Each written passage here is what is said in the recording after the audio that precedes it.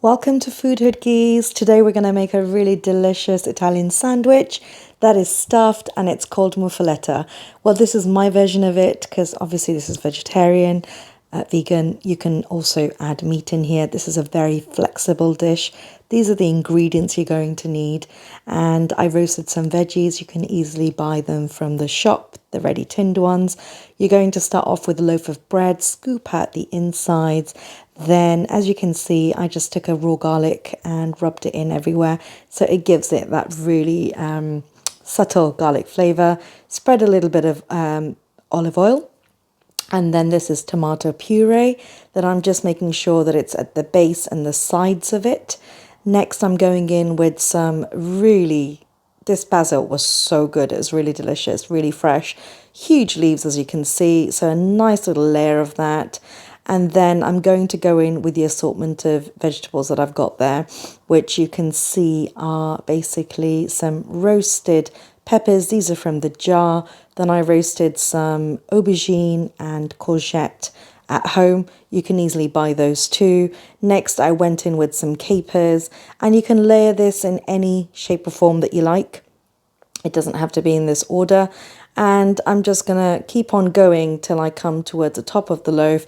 And with each layer that I'm adding, I'm just making sure I'm pressing it down a little because we want to compact it as much as possible. Because when you cut it, you're going to see the layers.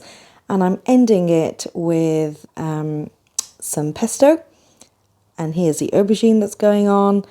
And I'm going to keep on doing this till we get to the very brim of it.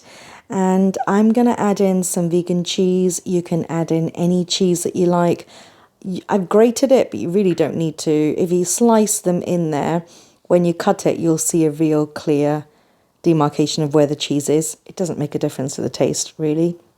Just how it looks.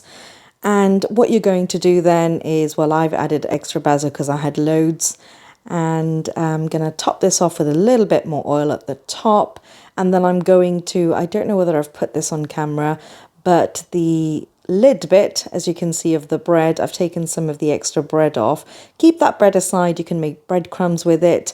And sometimes what I tend to do is add a little bit of olive oil on the inside and rub the garlic again.